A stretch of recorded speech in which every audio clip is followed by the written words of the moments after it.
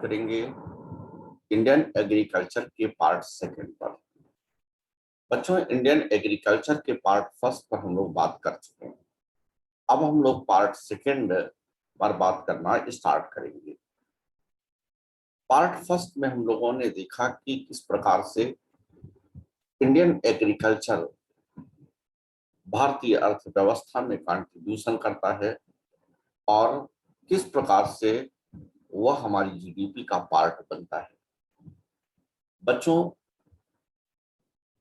जहां तक हो चुका था उसके बाद अब हम लोग बात करने वाले हैं पार्ट टू में। पार्ट टू भी हमारे सिविल सर्विसेज के एग्जामिनेशन, जुडिशियल सर्विसेज के एग्जामिनेशन और कॉम्पिटिटिव एग्जामिनेशन के लिए बहुत ही उपयोगी है। बच्चों, पार्ट फर्स्ट में बेसिक पहलुओं को हम लोगों ने देख लिया था। अब हम कुछ फैक्चुअल बातों के साथ साथ और कुछ एग्रीकल्चर के कॉन्सेप्ट को समझने की कोशिश करेंगे। जो सिविल सर्विसेज के एस्पिरेंट्स हैं वो अक्सर इन बातों से वाकिफ नहीं होते या इन बातों पर ध्यान नहीं देते जिसकी हम बात करने जा रहे हैं, इसलिए यह उनके लिए बड़ा महत्वपूर्ण है। दूसरी ये है कि इसमें सेलेक्टिव चीजों को ही हमने लिया है जो एग्जामिनेशन में पूछे जाते हैं, अनर्गल चीजों को हमने छोड़ दिया है। इसीलिए यह आपकी एग्जामिनेशन के पॉइंट ऑफ व्यू से बहुत ही उपयोगी है। बच्चों, पार्ट टू में हम लोग सबसे पहले बात करेंगे एग्रीकल्चरल पॉलिसी की, कृषि नीति की। किसी भी क्षेत्र के विकास के लिए यह आवश्यक है कि उसके विकास के लिए प्लान किए जाएं, उसका रोड मैप तैयार किया जाए, उसकी नीति तैयार की जाए कि किस प्रकार से हम उस क्षेत्र के विकास के लिए कार्य करेंगे। यदि हम प्लान बना करके कार्य करते हैं तो निश्चित तौर पर सफलता संदिग्ध नहीं रह जाती। इसी बात को ध्यान में रखते हुए कृषि नीतियां समय समय पर लाई जाती रहीं ताकि कृषि के विकास को सुनिश्चित किया जा सके। बच्चों, समय समय पर जो कृषि नीतियां लाई जाती रहीं उनमें से लेटेस्ट कृषि नीति को न्यू एग्रीकल्चरल पॉलिसी कहा गया। लेकिन हम न्यू एग्रीकल्चरल पॉलिसी में थोड़ा पहले से चलेंगे और देखेंगे कि किस प्रकार से धीरे धीरे एग्रीकल्चर को प्रमोट करने की कोशिश की गई। बच्चों, जो 2007 में न्यू एग्रीकल्चर पॉलिसी लाई गई थी उसमें रेनबो रेवोल्यूशन को डिफाइन किया गया था। रेनबो रेवोल्यूशन में 2007 के पहले भिन्न भिन्न क्षेत्रों के विकास के लिए जो कृषि क्रांतियां की गई थी उन सबको एक साथ जोड़ दिया गया और जोड़ करके इनको कहा गया कि यह इंद्रधनुषी क्रांति है। इंद्रधनुषी क्रांति में बहुत सारी क्रांतियां शामिल हैं, लेकिन हम इसमें कुछ ही इस क्रांतियों की बात करेंगे जो हमारे एग्जामिनेशन के पॉइंट ऑफ व्यू से उपयोगी है, क्योंकि यहाँ हम ज्ञान प्रदूषण नहीं फैला रहे हैं। हमारा उद्देश्य है एग्जाम में क्वेश्चंस आपको मिले, ये उद्देश्य लेकर के आए, इसलिए हम कुछ क्रांतियों की बात करेंगे। बच्चों, सबसे पहले देखिए यहाँ लिखा हुआ है green revolution. Green revolution was associated with the food grain production। Green revolution food grain के प्रोडक्शन से जुड़ा हुआ है। Basically Norman Borlaug is considered as father of green revolution. Norman Borlaug को कृषि क्रांति का जनक माना जाता है, लेकिन वास्तव में भारत में इस क्रांति लाने का श्रेय डॉक्टर एम एस स्वामीनाथन को है। इसीलिए डॉक्टर एम एस स्वामीनाथन को architect of green revolution in India माना जाता है। दूसरे नंबर पर आता है व्हाइट रेवोल्यूशन, जिसे हम फ्लड रेवोल्यूशन भी कहते हैं। वह दूध की क्रांति से जुड़ा हुआ है। दुग्ध उत्पादन से जुड़ा हुआ है। वर्गीज कुरियन को फादर ऑफ व्हाइट रेवोल्यूशन माना जाता है। बेसिकली वर्गीज कुरियन ने देश में जो दूध उत्पादक क्षेत्र थे और दूध उत्पादक थे, उन सबको चैनलाइज करने का काम किया और इस प्रकार से हिंदुस्तान दुग्ध उत्पादन की श्रेणी में काफी ऊंचे आ गया।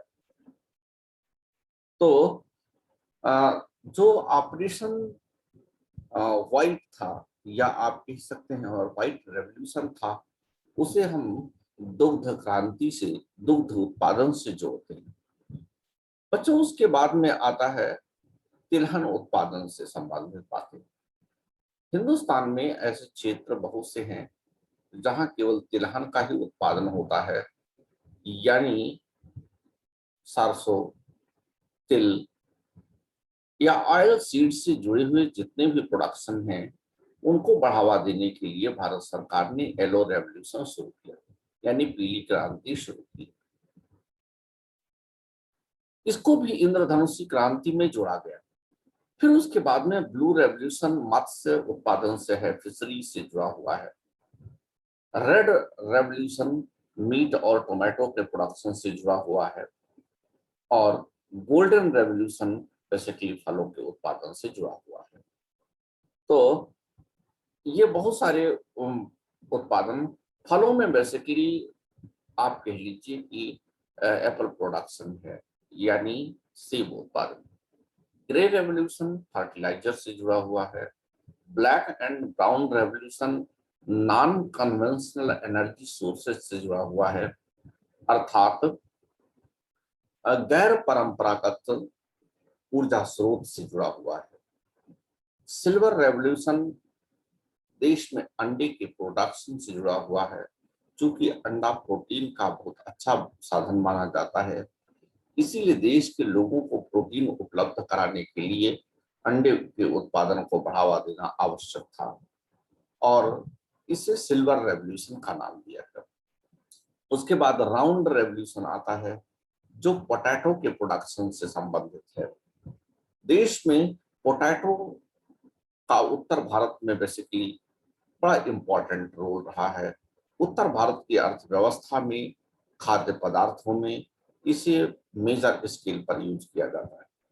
उत्तर भारत में अगर आप देखें तो जैसे हम देखते हैं कि बेसिकली उत्तर भारत में आलू की कचौड़ी, आलू की पकौड़ी, आलू का भुर्ता, आलू का पराठा, आलू की टिक्की, कितने लोगों के मुंह में पानी आ गया होगा। आप सोचिए, आलू ही जीवन है। उत्तर भारत में तमाम डिशेज हैं जो आलू से ही बनाई जाती हैं। इसका तात्पर्य बहुत साफ है, आलू का प्रोडक्शन अगर बढ़ता है तो उत्तर भारत की अर्थव्यवस्था में बड़ा महत्वपूर्ण योगदान करता है। लेकिन इतना सारे प्रोडक्शन को जोड़ने, इतना सब प्रोडक्शन करने के बाद भी इसका हम उपयुक्त लाभ नहीं ले सकते थे यदि इनको हम सड़ने से बचा ना पाए, यदि हम इनके वेस्टेज से इनको बचा ना पाए। इसी बात को ध्यान में रखते हुए 2007 में जो मॉडर्न रेवोल्यूशन लाई गई थी, न्यू एग्रीकल्चरल पॉलिसी लाई गई थी, उसमें फूड चेन रेवोल्यूशन को भी जोड़ा गया, खाद्य श्रृंखला क्रांति को जोड़ा गया। यह क्रांति बेसिकली फूड ग्रेन्स के, वेजिटेबल्स के और फ्रूट्स के प्रोडक्शन को डिस्ट्रॉय होने से बचाने के लिए किया गया। इसके साथ ही समय समय पर एग्रीकल्चरल पॉलिसी आती रही, और उन एग्रीकल्चरल पॉलिसीज में कई नई चीजें जोड़ी गई, जैसे वेयर हाउसिंग के इस्टेब्लिशमेंट के लिए, कोल्ड स्टोरेज के फाउंडेशन के लिए EPZ जो SEZ में कन्वर्ट हुआ था, उसको AEZ के रूप में, यानी एग्रीकल्चर इकोनॉमिक जोन के रूप में कन्वर्ट करके, और जो हमारी एग्जिम पॉलिसी है, आयात निर्यात नीति है, उसको AEZ के साथ जोड़ा गया। एग्रीकल्चर पॉलिसी को एग्जिम पॉलिसी के साथ जोड़ा गया। जिससे कि हमारे देश में ग्रीन डॉलर आ सके, क्योंकि हम केवल अपने लिए उत्पादन ना करें, अपितु हम इसका व्यापार करें, तो निश्चित तौर पर यह हमारी अर्थव्यवस्था का एक महत्वपूर्ण अंग बन सकता है। यानी कृषि हमारी अर्थव्यवस्था में हमारे जीडीपी के ग्रोथ के लिए बड़ा इंपॉर्टेंट रोल प्ले कर सकता है। यही कारण है कि एग्रीकल्चर पॉलिसी को एईजेड के साथ और एग्जिम पॉलिसी के साथ जोड़ा। एग्रीकल्चर पॉलिसी को अगर एईजेड के साथ जोड़ करके देखा जाए तो हम पाते हैं कि जो हमारे प्रोड्यूसर्स हैं उनकी प्रोसेसिंग अच्छी होगी, उनका क्वालिटेटिव प्रोडक्शन होगा और उन्हें हम विदेशों को भेजने लायक बना पाएंगे। और अगर उनको एग्जिम पॉलिसी से जोड़ दिया जाए तो कृषि उत्पादों को विदेशों में हम भेजने लगते हैं और विदेशों से हम अपने कृषि उत्पादों के बदले ग्रीन डॉलर पाने लगते हैं। तो इस तरह से हम देखें तो कृषि नीति कृषि के विकास के लिए एक रोड मैप है। यह न केवल उत्पादन को प्रोत्साहित करती है, अपितु उत्पादन की गुणवत्ता को भी बढ़ाने का काम करती है। साथ ही साथ इसका एक्सपोर्टेशन के लिए भी विचार विमर्श करती है, बायोटेक्नोलॉजी को इंट्रोड्यूस करने की बात करती है। बच्चों, इसके बाद क्वेश्चन ये आता है, ठीक है, एग्रीकल्चरल पॉलिसी बहुत इंपॉर्टेंट रोल प्ले करती है, लेकिन भूमि एग्रीकल्चर में एक बहुत बड़ा इनपुट है। यानी भूमि में ही हम एग्रीकल्चर कर पाते हैं, इसलिए भूमि सुधार आवश्यक है। भूमि में जहां जहां पर कृषि उत्पादन को डिमोटिवेट करता है वहां सुधार करने की जरूरत थी। इसी बात को ध्यान में रखते हुए समय समय पर भूमि सुधार के भी प्रयास किए गए। बच्चों, चूंकि भूमि सुधार राज्य सूची का विषय है, इसलिए इससे संबंधित कानून बनाने का अधिकार और जिम्मेदारी राज्यों पर है। यही कारण है कि समय समय पर राज्यों ने अपने देश के कृषि को प्रोत्साहित करने के लिए अपने प्रदेश में अलग अलग कानून पास किए। जैसे उत्तर प्रदेश की बात करें तो उत्तर प्रदेश में जमींदारी उन्मूलन एवं भूमि सुधार अधिनियम 1950 में पारित किया गया, जिसके तहत न केवल भूमि सुधार के प्रयास किए गए, अपितु जमींदारी उन्मूलन करके बिचौलियों को कृषि क्षेत्र से हटा दिया गया। पश्चिम बंगाल में ऑपरेशन बरगा के माध्यम से सरकार ने बटाईदारों को संरक्षण देने का कार्य किया। ऑपरेशन बरगा याद करिएगा। इसी प्रकार से हम देखते हैं कि और भी कई क्षेत्र हैं, जैसे कर्नाटक को ले लिया जाए तो कर्नाटक में भूमि न्यायाधिकरण तथा केरल में काश्तकार संघ के माध्यम से काश्तकारों को भूमि का स्वामित्व दिलाया गया। तो ये तो विभिन्न प्रदेशों में चलाए जा रहे कार्यक्रम और बनाए गए कानून की बात थी। कृषि में बेसिकली तीन बड़ी महत्वपूर्ण बातें और शामिल की गई। एक तो चकबंदी, दूसरी हदबंदी और तीसरी सहकारी खेती। बेसिकली जो हदबंदी है, जिसे हम इंग्लिश में सीलिंग कहते हैं, आपकी स्क्रीन पर दिख भी रहा है, ceiling on agriculture holding. Ceiling यह बताता है कि कोई किसान परिवार मैक्सिमम कितनी एग्रीकल्चर लैंड को होल्ड कर सकता है, रख सकता है। हदबंदी यानी कृषि भूमि को रखने की हद, यह है सीलिंग का मतलब। अर्थात एक व्यक्ति, एक परिवार कितना भूमि होल्ड कर सकता है, एग्रीकल्चर लैंड होल्ड कर सकता है। अब यहाँ पर परिवार को इकाई के रूप में माना गया है कि एक परिवार कितना भूमि होल्ड कर सकता है। परिवार के अंतर्गत पति, पत्नी और बच्चे आते हैं। इनके बीच में कितनी भूमि होनी चाहिए, तो इसकी सीमा निर्धारित कर दी थी। अगर भूमि 2 फसली है तो 10 से 18 एकड़ भूमि वह होल्ड कर सकता है। लेकिन अगर खेती 2 फसली है और वह अपने साधन से खेती करता है, सरकारी साधन सिंचाई के लिए नहीं है, तो वहां 1.2 एकड़ को एक ही एकड़ के बराबर समझा जाएगा। ये दिमाग में रखना है।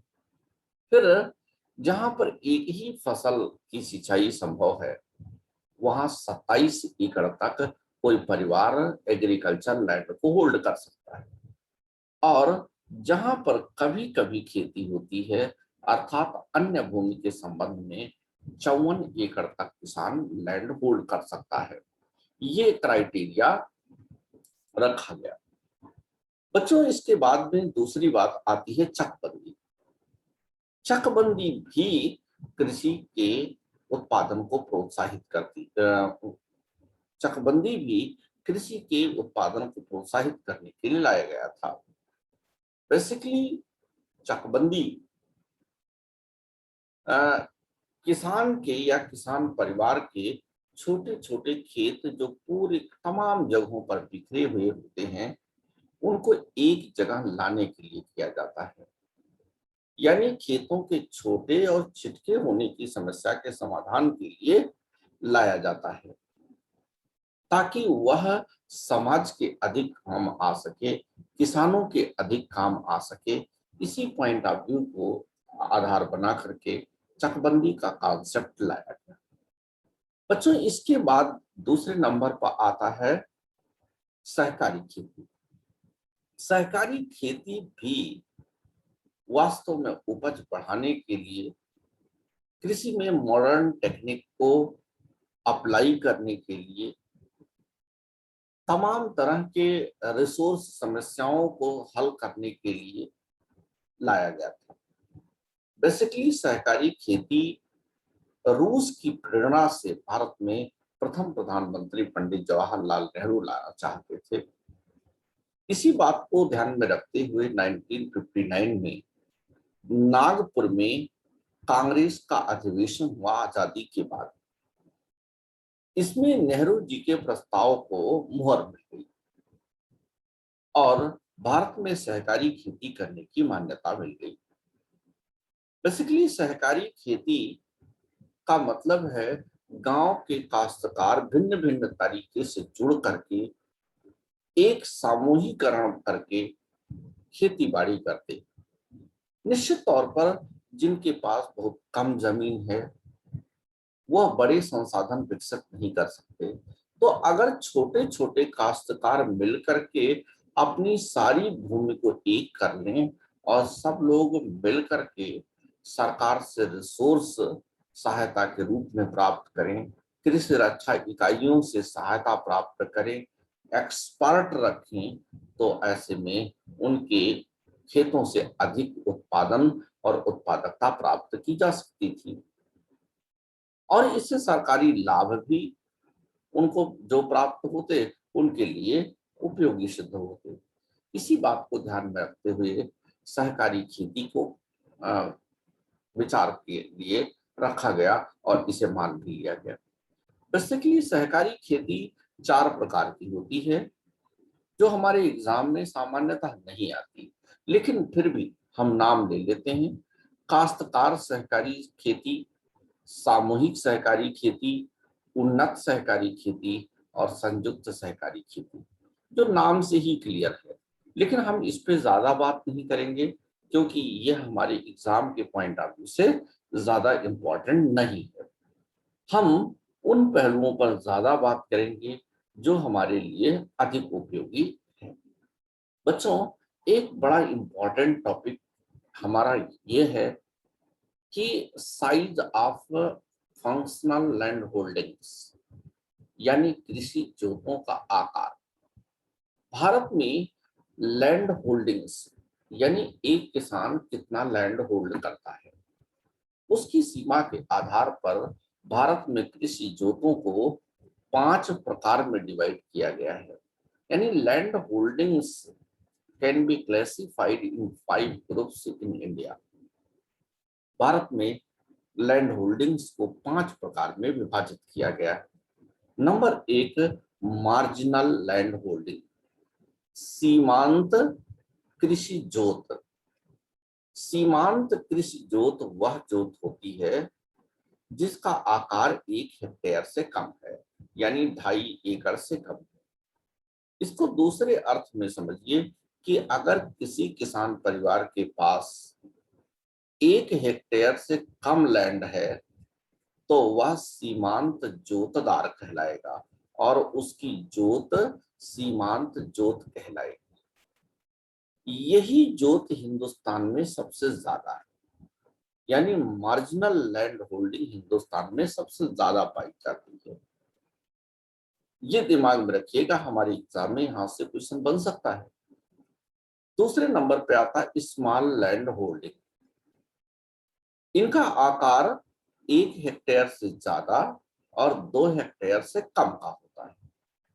इसका मतलब ये हुआ कि अगर कोई किसान 1 हेक्टेयर से ज्यादा भूमि रखता है और 2 हेक्टेयर से कम भूमि रखता है तो वह लघु कृषि जोत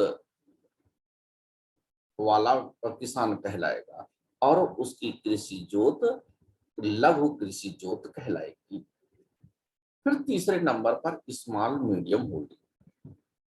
यह ऐसी जोत है जिसका आकार 2 हेक्टेयर से ज्यादा और 4 हेक्टेयर से कम है। अर्थात कोई ऐसा किसान जो 2 हेक्टेयर से अधिक भूमि रखता है और 4 हेक्टेयर से कम, तो उसे हम लघु मध्यम जोतदार कहेंगे और उसकी जोत को लघु मध्यम जोत अर्थात स्मॉल मीडियम होल्डिंग कहेंगे। चौथे नंबर पे आता है मीडियम होल्डिंग अर्थात मध्यम कृषि जोत। इसका आकार 4 हेक्टेयर से ज्यादा और 10 हेक्टेयर से कम होता है। 4 या 4 हेक्टेयर से ज्यादा। यह ऐसे किसान होते हैं जिनके पास 4 या 4 हेक्टेयर से ज्यादा भूमि है लेकिन 10 हेक्टेयर से कम है। उन्हें हम मध्यम जोतदार कहते हैं और उनकी इस जोत को हम मध्यम जोत कहते हैं। 5वें नंबर पे आता है लार्ज होल्डिंग, बड़ी जोतें। बड़ी जोतों का आकार 10 हेक्टेयर या उससे ज्यादा होता है।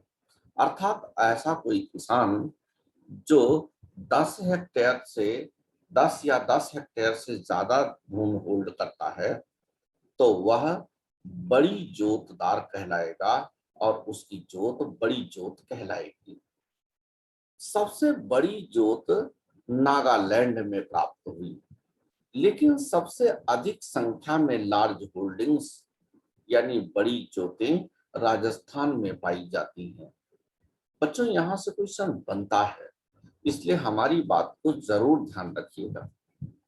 ये सामान्यतः आपको पढ़ाया नहीं जाता, लेकिन इसी बात को ध्यान में रखते हुए हमने वीडियो बनाया है कि जो लोग नहीं पढ़ाते, जो थोड़ा बोरिंग है, जो थोड़ा कठिन है लेकिन एग्जाम में पूछे जाते हैं, उनको हमने टच किया है। तो पहला और 5वां आपके एग्जाम के पॉइंट ऑफ व्यू से बड़ा इंपॉर्टेंट। आपके एग्जाम में पूछा जाता है कि सबसे ज्यादा जोतें कौन सी जोतें हैं, तो वह है सीमांत जोतें, मार्जिनल लैंड होल्डिंग्स। यही भारत में सबसे ज्यादा पाई जाती है। सबसे बड़ी जोतें सबसे अधिक संख्या में राजस्थान में पाई जाती है, लेकिन सबसे बड़ी जोत नागालैंड में पाई गई है।